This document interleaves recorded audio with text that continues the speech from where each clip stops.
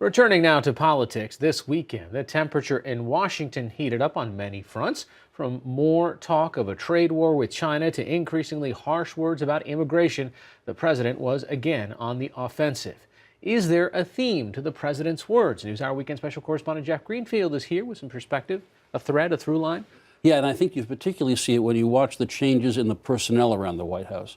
One thing that Trump has been totally consistent about for decades is we're being ripped off by foreigners. They're eating our lunch in every trade deal, and they're sending marauding bands of immigrants across our borders to do terrible things.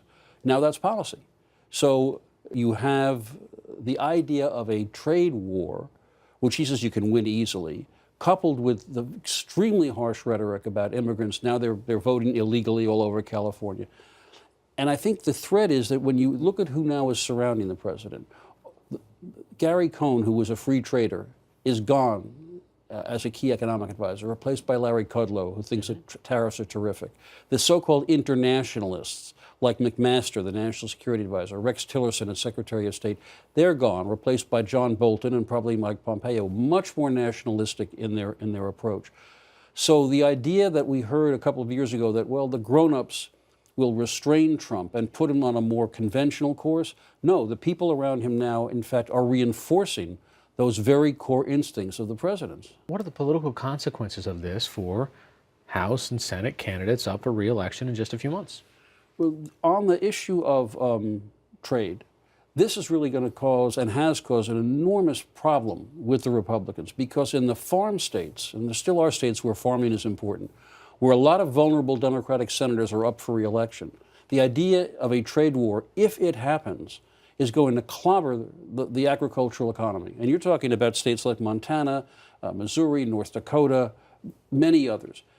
The problem for the Republicans is, broadly speaking, the president is so popular among Republicans that they're caught. They can't attack him. He's the leader of our party.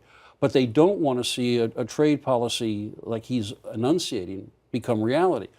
The other thing I think to remember about this is one of Trump's notions about himself is he's a master negotiator. And The Art of the Deal, to quote one of his books, suggests that you begin with a kind of maximalist opening bargaining stance. Mm-hmm. If that were to work, if his threats result in a deal with China where they curb some of their clearly unfair practices, that's going to be a win. But the question is whether China is amenable to that kind of negotiation. That is very much up in the air and could be a huge political problem for the Republicans in the fall. So in the topic of immigration, would that now, his actions again, be consistent with this sort of thesis that you can read about in his books? I think it's more primal than that. This is something that he has talked about from the time when he was a feature of New York tabloids. And I think one of the things that we saw this week is the other thing about Donald Trump is he's a showman, right? He plays to the base. So he goes to an event that's supposed to celebrate the tax cuts. And what does he do? He literally throws away the prepared takes. This is boring. That would have been a little boring. A little boring. And goes off on one of his harshest rants yet about illegal immigrants. I mean, to me, it's like he knows what gets the crowd going. You know, what are we going to do? Build a wall. Who's going to pay for it? Mexico. And when Trump stands up in front of a crowd, it's kind of like a Led Zeppelin reunion. You know you're going to hear Stairway to Heaven. Right. And you're going to hear him bash immigrants. Is there, while we end up spending attention on this, you point out there are important stories that are undercovered. I always like to kind of remind people that there's stuff going on behind the headlines. This past week, Judge Stephen Reinhardt died. He's a Ninth Circuit Court of Appeal out west, probably the most liberal federal judge in the entire country. And that Court of Appeals has been the bane of conservatives for years because it's fundamentally dominated by liberals. So there are now 8 vacancies on that court, part of 100 federal vacancies that he and Senate Majority Leader Mitch McConnell are determined to fill as quickly as possible.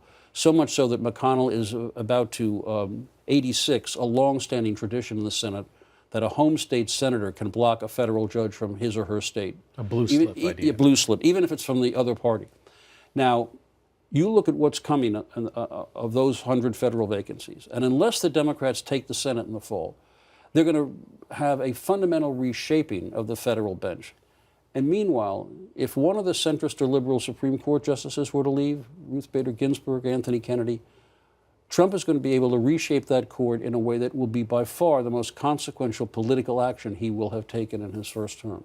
The president's also been on the defensive about Scott Pruitt and the challenges that he's facing at the EPA. This weekend he came out with a tweet, and I'm just going to read it rather quickly. While security spending was somewhat more than his predecessor, Scott Pruitt has received death threats because of his bold actions at EPA, record clean air and water, while saving USA billions of dollars. Rent was about market rate, travel expenses okay. Scott is doing a great job. In the length of one tweet, there's at least a half dozen inaccuracies there, but does it even matter? The conduct that Scott Pruitt is under fire for is exactly the kind of conduct that conservatives say that's what big government, swampy bureaucrats do. Yeah, adding on, tripling the security staff and wanting a bulletproof desk and asking the security detail to run sirens so he can get to a restaurant on time, and then moving that security guy out when he won't do it. When somebody's on your side, the conduct looks much more defensible than if that guy were on the other side of the political divide. And that's true, by the way, across the board. All right, Jeff Greenfield, thanks so much. Okay.